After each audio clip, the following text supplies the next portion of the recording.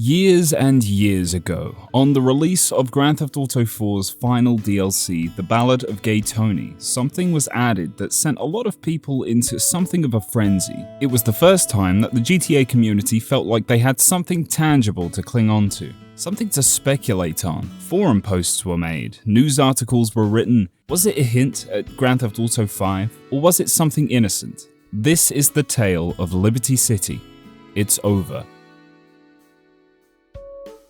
The Ballad of Gay Tony was released on the 29th of October 2009 exclusively for the Xbox 360. It also released on the same day with a physical release of both DLCs dubbed Episodes from Liberty City. It would also release later on PS3 and PC in April of 2010, which was around the time the first Red Dead Redemption released. So us Xbox 360 users had a big head start here. That very same day of release, forum posts started popping up on the internet talking about a billboard that had been spotted at the Seagull Theatre in Star Junction. In the base game, as well as the Lost and Damned, there was nothing of interest here, but in The Ballad of Gay Tony, it was updated to include this: Liberty City, it's over. Next stop, and then there's a massive tear. On the surface, this is a neat reference to the film New York, I Love You. You can clearly see the inspiration here. But of course, this is Rockstar. Even back then, we knew they were sneaky enough to hide references and Easter eggs all over their games. Miami was teased as the next location in GTA 3 in a very similar way. A billboard can be found in that game with the caption, "See you in Miami." So what could this poster mean? Is it teasing the next Grand Theft Auto? Or was it a reference to Rockstar's upcoming game, Red Dead Redemption? Or was it just a way for Rockstar to say goodbye to GTA 4? As it was the last DLC, let's take a look at some of the speculation that came from this addition to the game. As I mentioned, this billboard looms over Star Junction, but it was also included in the manual for episodes from Liberty City. Let's take a closer look at a scan from the manual to see what all the fuss was about.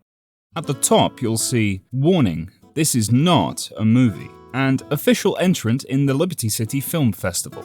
But then there's the meat of all of this. Liberty City, it's over. Next stop, with a tear presumably where the next location would be. Through the tear, you can't make out much. Some thought that the image underneath had some significance and related to the next location of the next game. Some thought it could be a hint to a mountainous area with maybe a beach nearby.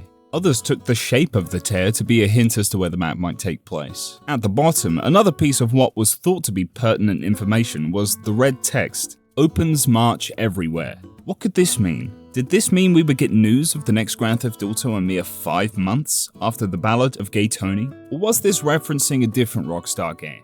Before the answers to these questions are revealed, I want to take a look back at a few slices of the 2009 to 2011 internet to see what people were making of this so-called teaser. Our first stop is the good old GTA forums, where on the 28th of October 2009, DigiShine posts, "Just bought the game, and when I was reading the manual, I saw a picture that says Liberty City, it's over. Next stop." Here's the picture, maybe Vice City? The images on this page seem to have been broken over time, and that'll be a running theme here, but this would have been an unclear look at the image you've already seen. K2 says, "Looks like the first actual hint for the next destination. Any chance you can get a better picture of the right corner?" This goes to anybody with episodes from Liberty City. It's really difficult to make out, but it looks like there are some buildings at the bottom, bridge, trees. Once the image is cleaned up by both K2 and DigiShine, they start to wonder what's behind the tear. Does it look like a palm tree behind there? Is that a mountain we can see? General Goose says, if that is a mountain, I guess the likely location is San Andreas. Mount Chiliad, the deserts near Las Venturas. The same thing appeared on GTA4.net's forums, where a user posted DigiShine's image with a guess as to what they're looking at. Could this be a hint at the location of the next GTA game? They say, "It's a very simple sketch which appears to depict somewhere rural." Someone else even suggests that the shape of the tear can be an indication of a state or other location. A lot of people, all the way up until the official first trailer for GTA 5 in 2011, held on to the thought that the tear matched the shape of a part of northern France. This was way out of left field, but it was repeated for a few years. I'll be honest, I never knew if these guys were being serious or not. There were others that inferred that the tear lined up somewhat with LA and the surrounding areas, as this person did retroactively after the first trailer. A GameSpot article that came out the day after the game even picked up on these forum posts. They say that a number of gamers have noticed something eye-catching in the manual. That, of course, being the poster. They note that the color palette in the image of the tear resembles that of Los Santos from GTA San Andreas, though they say it could also be that of Vice City too. They mentioned the coming in March part of the poster, but they don't seem to think too much of it. They even reached out to Rockstar for comment. Can you believe that? There were connections made between the colors of the image behind the tear and San Andreas, as I've mentioned, but you pair that with the plane ticket to San Andreas that Nico has in the apartments, there was for a little while at least something to go on.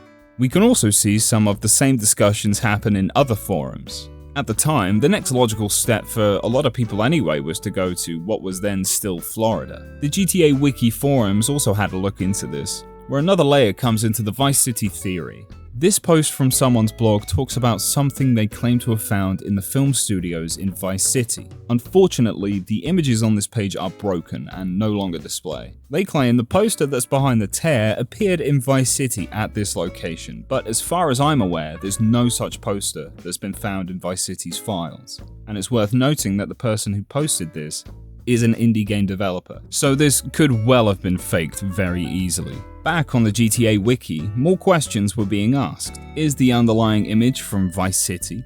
Is the billboard only in the Ballad of Gay Tony and not the base game? All of these questions came out of this one billboard, this one poster that was not only at Star Junction but in the manual for episodes from Liberty City. The hunt was on, and even when some of these things had been debunked. Believe it or not, this image was enough ammunition for some people to keep them going and guessing until Grand Theft Auto 5's first trailer.